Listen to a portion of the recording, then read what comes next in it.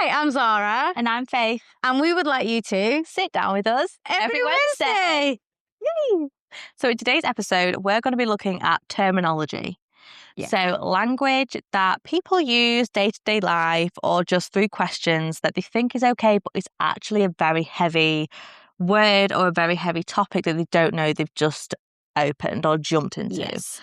And before we get into it, I would just like to preface on both our behalves that these are words that we personally feel. Yeah.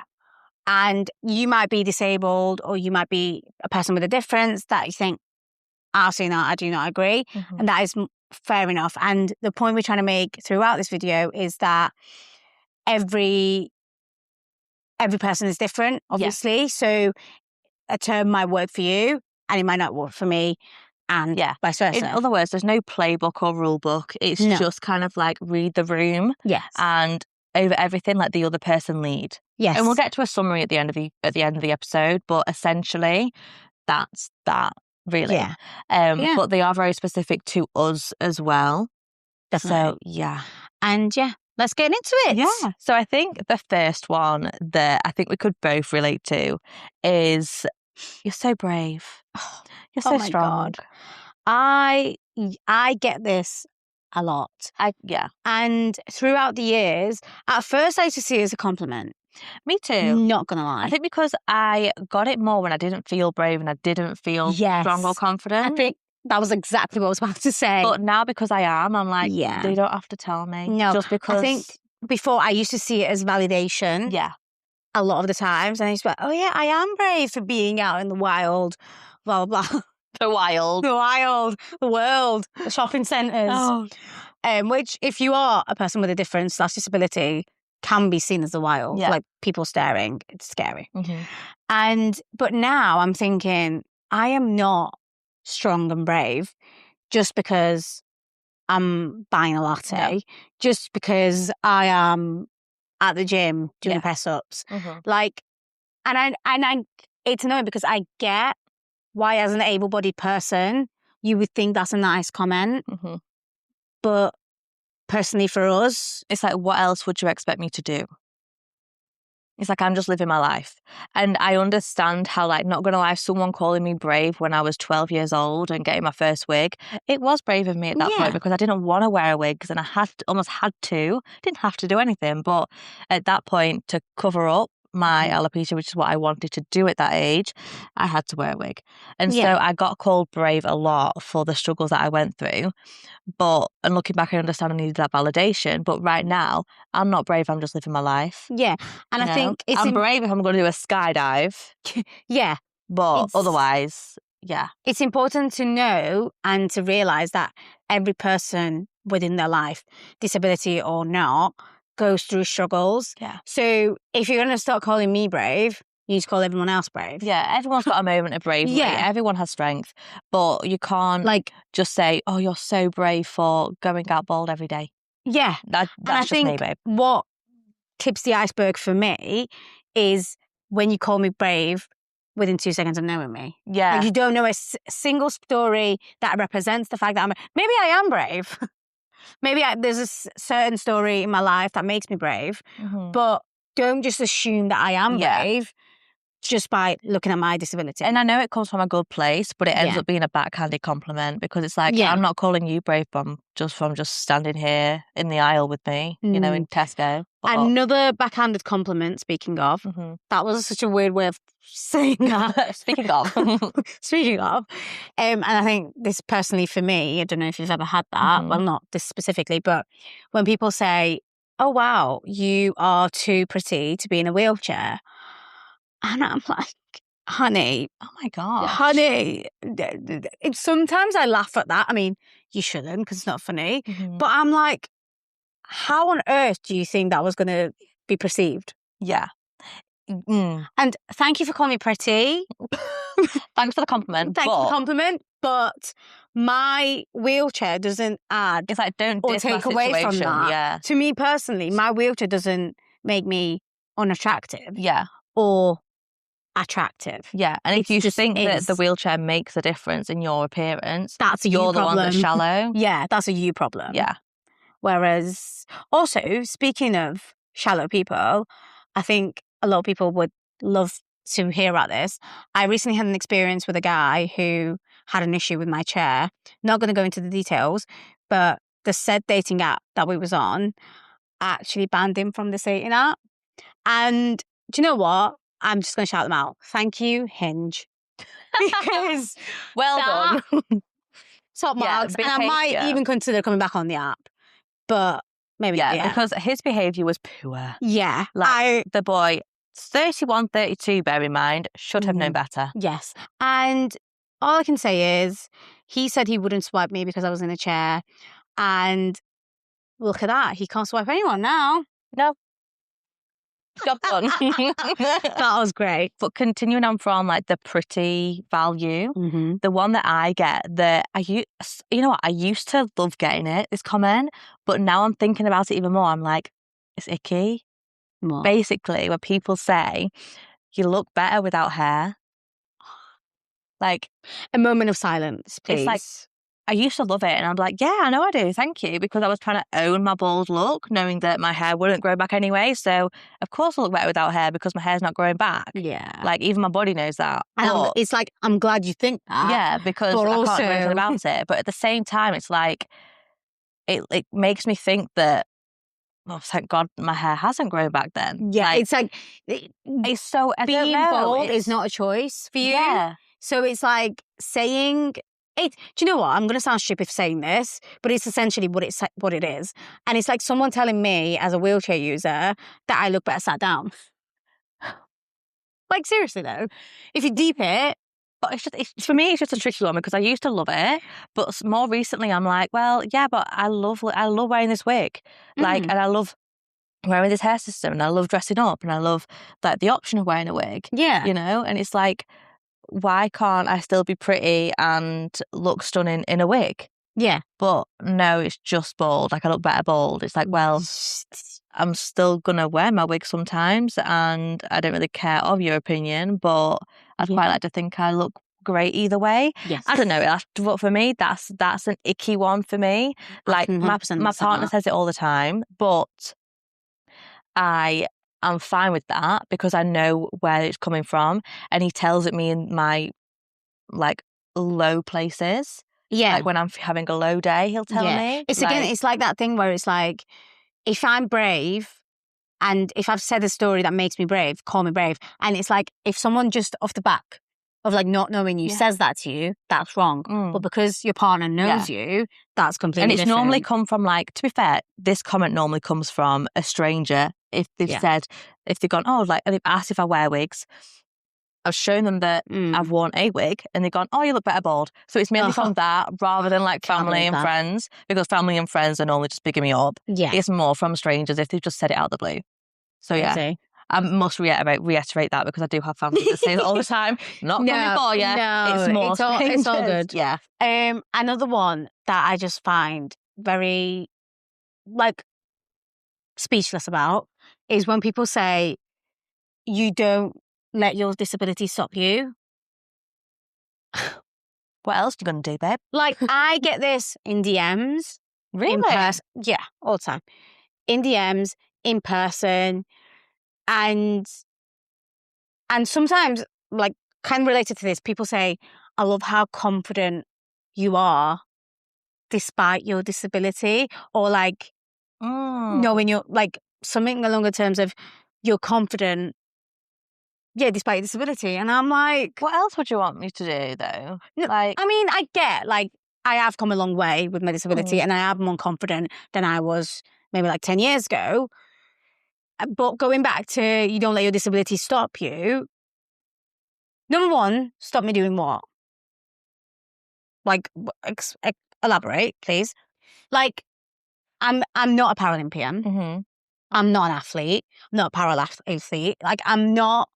This is going back to people calling me inspirational as well, and me having a problem with that because it's like you're just living your life day to day. Again, it's making me speechless. I'm like, and it's like stopping me doing like, what do people expect disabled people to be like? And like, why?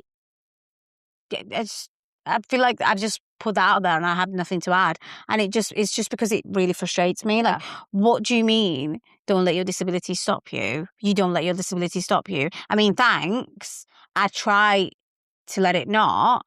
And what does it stopping me look like? Yeah. Like, what do you that mean? You just don't go out the house? Do you just stay indoors? Wait, that was and I just 60 think years ago. That's not now. Yeah, and I just think it's a really outdated compliment 100%. that you think is a compliment when it's not. It's not. Mm-hmm. It's really not. Yeah. I think another one that I feel like is a bit not similar, but also just like, don't say it, is when people say, at least it's not. Oh, the else. C word. Yeah. And it's like, well, yeah, but I mean, I'm glad it's not, but also it doesn't take away from the fact that it's like, yeah, because it's not that, it's alopecia. Yeah. Like, there's still so much under that. Like, my hair just didn't fall out and I'm all fine and dandy. That's not how life works. And I think saying at least it's not cancer almost makes what your not condition. It makes my worth less. Like, it makes me feel like what I'm going through is piss easy. And do you know what? Similar to me, people say, oh, at least you're not fully paralysed. I'm sorry, honey. But it's weird because it's almost like they're wishing the worst for me. Yeah. Like, you've not got it that bad. Yeah, it's like, you're fine. You'll live. It's like, I'm sorry, people have it worse than you. Yes, literally. Well, and I think, fair point. My condition and your condition could have been a lot worse. But that doesn't mean what we have is any less serious. Yeah. And any less effective to our lives. And I just think it doesn't make before us you less. speak. Honestly, the tagline, think before you speak. And I've actually had people say that to me before in the past, like, oh, at least you're not dying. I mean, true. I'd rather not die. But at the same time, I'm like, your comment wasn't necessary. Honestly. It's like coming back from, I don't know, the shops and be like, oh, it's a good job you didn't get run over by a bus. Yeah. You know what I mean? You just don't say that to people. Like, why wish something that's not happened? I don't know. It's bizarre. It's bizarre is what it is. Like, at least it's not this. No, but unfortunately, I've got a conversation with you now. Yeah. So, yeah. Speaking of being tone deaf, which I think is a lot of the reasons why these terms have been said to us. Yeah. And these comments have been some worse thrown than at others, us. but that one and this one definitely tone deaf. So I had a great school experience, bar a few issues. And I think one thing that's always stuck with me and actually sometimes kept me up at night because like the comment has gotten to me. And it's when I was told by a certain teacher, I'm not going to out them, that if they can do it, they meaning yours truly, what's your excuse? So they basically turned out to someone else and they were like whinging about something and they were like, if they can do it, what's your excuse? And I love the idea that you think you can use me as a motivation. Model motivation. Yeah. But that's not giving what you think it's giving. No. And I just think, again, very extremely tone deaf. Because it's making you seem like you're very weak. Yes. And like not insufficient, but as if you can't do it like everybody else. Like the fact that I'm doing it, the fact that I'm doing it is to be praised. Yeah, no. Yeah, I just thought that was, and obviously like I was in school at the time, I was like in high school. Yeah. 12, 13, 14, 15, however age. And that person was a teacher and like they should know. And should have known better. They set the example for me. So what they said was a big deal to me because I thought, oh yeah, they're right. And yeah. And I think sometimes what's happened is I've taken that and I'll be like, okay, I'll show you. And I've actually taken it in an adverse way. Yeah. But I know some people wouldn't take it that way. Yeah. Which is absolutely fair enough as well. And I just think before you speak. Yeah. I know we keep saying that, but there's nothing else to say. It's what it is. You just got to think before you speak, honestly. And it's like the same when people say it could be worse. It's the same. It's like it could be worse. When I was like 12, someone said it could be worse. Like, all your hair could have gone because I had Mm. alopecia areata. Look at me. It's gone. It got worse. Like, congratulations. You were right. It. Like, You were right. so it's like, Congrats. it could be worse. Oh. But I'm like, well, yeah. Yeah, I actually had that comment when I was 12. It could be worse. It did, babe. It got worse. Oh my God. Yeah. But I get it all the time. I've not had it since because, I mean, Yeah. there's no hair left to make it worse. But in terms of life. And it just makes you feel like obviously, I'm grateful to be here and to be able to move to whatever extent that I can. But it just makes you feel like you need to be very grateful. Yeah. And it's like, sometimes I just want to sit there and cry. Yeah, it's almost like some sayings and some terminology makes it seem as if I should be completely fine with how I am because someone else has got it worse. Yeah. Well, I'm not that other person. I'm me and this is my life. This is your experience. Yeah. And it's just, bizarre. Tone deaf. I think of all the terminology though, one that I think has got, I guess, confused online in the disability community in terms of like what's right and what's wrong to say. And I think it's very much down to the person and the individual. Yeah. And I think when we talk about, yeah, there's no generalised like right or wrong with this. And I think when we talk about every person is different, this is truly one of those cases because I've seen so many cases on social media who will be disagreeing with what I'm about to say. And it actually makes me scared to even talk about this, but I'm going to say it. And I think it's about the word disabled. Personally, for me, I don't like it. Yeah. And I know that's going to be like, wow. What have you said? What is going on? Boycott. No, please don't boycott us. Let me explain. And I think for me personally, and what I've kind of gone on about throughout this podcast, throughout my Instagram, throughout my life, is the fact that the world is more disabling to me than me being disabled. And I know some people think what? And what I'm trying to say by that is, I always think the word disabled has a negative connotation to it. Yeah, because if you are negative to someone or you like ignore someone, you diss them. Yeah, like, and I that's think slang. Putting this in front of any word, disadvantage, disappointed, disarming, disappointed. Yeah, it instantly makes it negative. And I personally wouldn't want to label myself as a human being something less than. Exactly. Yeah. Less than. That was a great term. Well done. Top marks. And I know a lot of people say that we completely disagree with this. A lot of people in the disability community disagree with this. And I just think, fair enough. Each person's different, like I said, and you're more than welcome to disagree.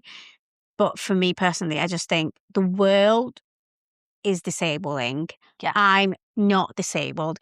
People are going to hate me for saying this, but I see myself as differently abled. Yeah, because you're still able to do everything I can do. You just do it in your own way. Yeah, you just do it in your own way. Yeah, and don't get me wrong, I'm not stupid.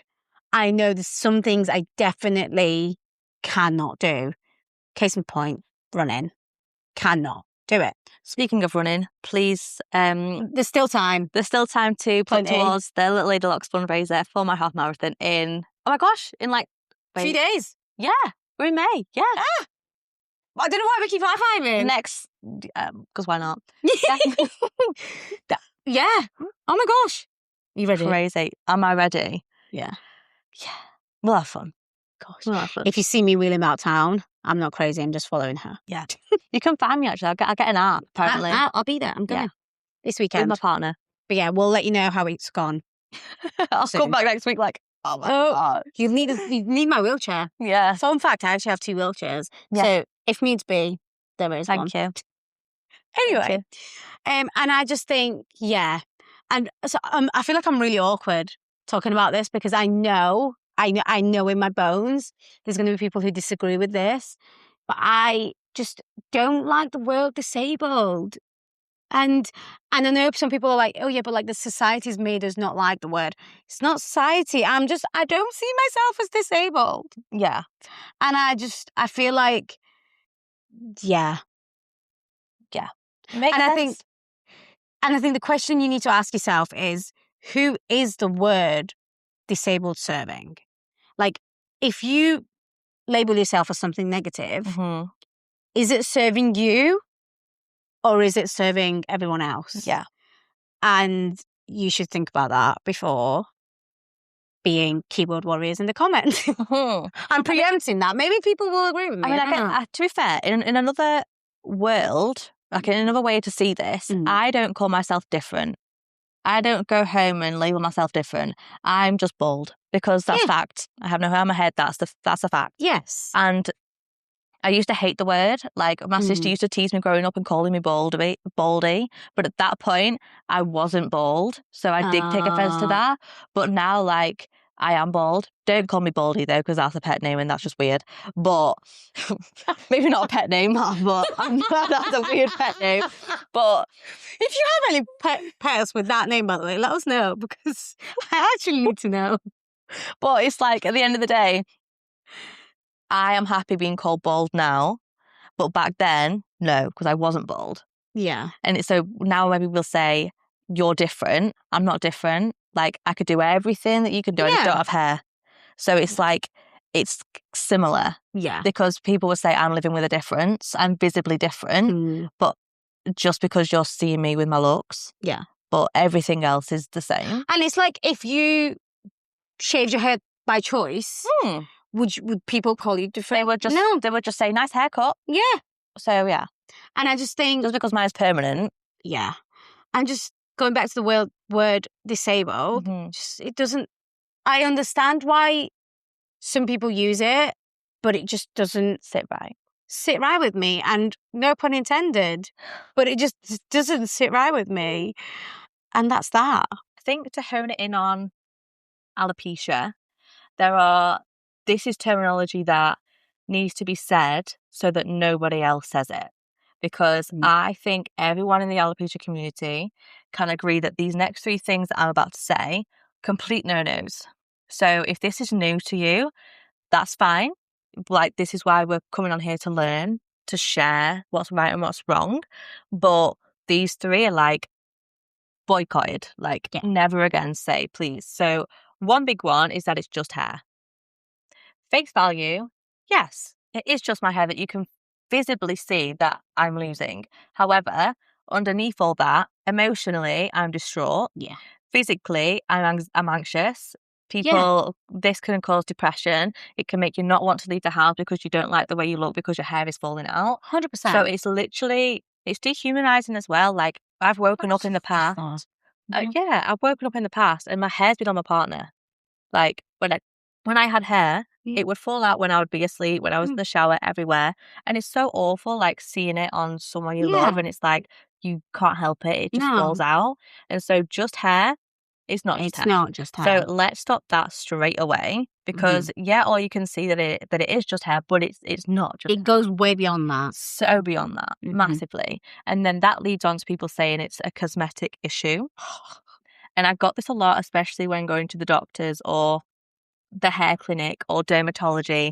All my appointments growing up, it was like, just go get a wig, like, go get like a hair system, go get like hair accessories. It's a cosmetic issue.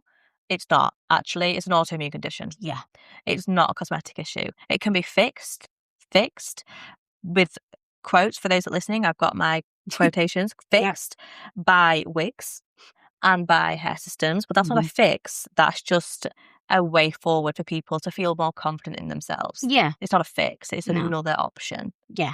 Because it's not fixed me, like, at all. I just choose not to wear them anymore. Yeah. Or wear them less. Embracing 100%. Your look. 100%. So it's not a cosmetic issue, because there's nothing to do with cosmetics. No. Like, it can't be, like, there's no cure. There's words and conversations of JAK inhibitors, JAK inhibitors. But again, lots of symptoms and side effects with that. And I think it's quite bizarre that that has come from a medical professional. Yeah. Like, if anything, they should be the one to bust those myths and just like know better. Mm-hmm. I mean, it was really, I mean, obviously my diagnosis was back in 2010 and the awareness of alopecia was very shy. Those of you that watched our Mother's Day special, you'll already know that like the doctor was learning at the same time that we were learning what it was, to the point that they actually got it up on the screen, like typed into Google alopecia. Like they did not know.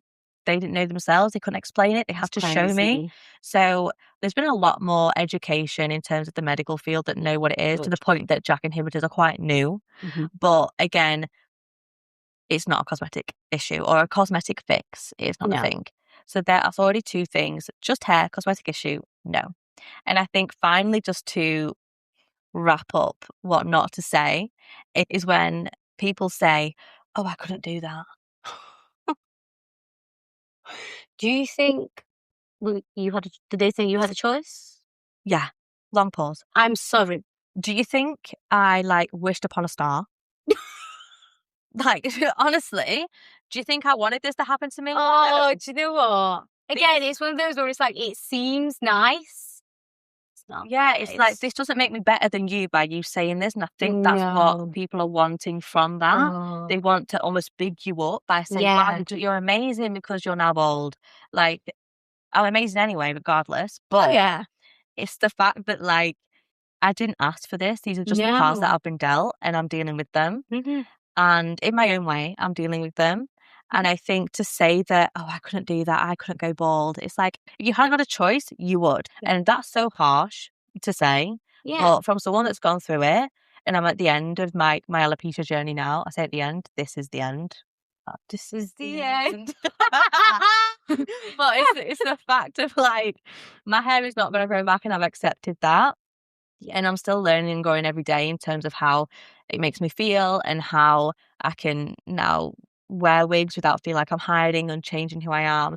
But yeah, I also you think just deal with the cards that you're dealt. I also think it highlights what we've spoken about previously, where sometimes, because it's been so long for both of us, we don't really notice anything different with ourselves. And when someone makes that kind of comment, it's like, oh, sugar, there is something actually. Yeah. Because it then makes you think. It just makes you stick out like a sore thumb. Yeah. When you have those comments, because you then are reminded that you're not like everyone else and you're not normal, and ignorant. Very. So, but there are three things. Stop saying. For me, one main thing is, again, this was one of those things where some cultures and some countries actually use this term very unapologetically, and it's the word handicapped. I'm sorry, why on God's green earth in 2026 is this an acceptable word to be used? Stop. It's like, I've been on holiday and like to certain parts of the world, and people are like, oh yeah, the handicapped toilets are just around the corner. I'm like, the handy what now? The who? The who? Is that your friend? Who? Handy, who are you? What? Like, I'm just like, fair enough. Like, back in like the 1920s, back in the mice and men era, maybe. But we've come up with 2026. We've grown. Come on now. Seriously. Yeah. And if you're one of those countries that still use this term, sort yourself out. Yeah. Because it's not even funny at this point. No, that's bad. Wrong. And as you can imagine, there are many other words. Some are seen as insults, but disabled people are described using those terms. I'm not gonna talk about those terms. I think we've actually said one of these terms back in, I want to say March, when we were talking about perceptions and reality and the podcast. Yeah. They said about what would you do if like your girlfriend was crippled. Yeah, it goes back to those kind of words. Those words. It's the way you are describing someone's appearance that they can't physically change. It's that's disgusting. It's a big no-no. But I think the one thing that, again, backhanded compliment that I've had is like people have said, oh, it's a good job you suit it. Or it's a good job your head's a nice shape. You know? Great compliment, but yeah, like I think like, again, stories are going to be like repeated, but back to when someone said I had a nice skull, like I said it back then, but I'm going to say it now. All I can imagine is you wanting my head on your mantelpiece, like, and you're covered by skeletons. Like, it's a very strange thing. That's a strange thing to say anyway. But just to compliment the shape of my head, like, I know it's on show. What do you want me? Like, if you're wearing a fitted dress, what do you want me to say? You have nice boobs. Literally, like that's just. Let's shave your head and see if you've got a nice skull. That's just objectifying if I were to say that. So don't say that. Like, I didn't, like, this is the head I was born with. The head I've got. It's a head on my shoulders. This is no cosmetic. No procedures done to this head. No, this is just mine. Beautiful. It's all glowing. Well, it's burnt right now because it was warm yesterday and I didn't realise, and I've burnt it. But I think you can see on that. Can you not see it? Don't think so. If you can see that I'm sunburned, if you're watching this on a video platform, please let me know. But otherwise, it's slightly sore. But that annoys me. People saying, it's a good job you suit it. Good job you suit it. Yeah, or at least you suit it. I'm like, well, I roll. What do you think would have happened, Karen, if I didn't suit it? Yeah. Yeah. It's like, just think, yeah, I just, yeah. Yeah. Yes.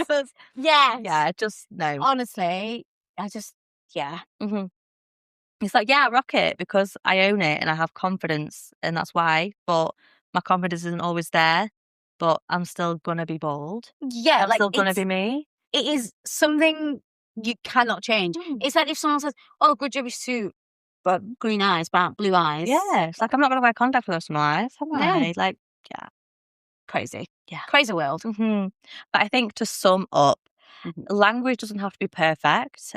That you just need to be aware.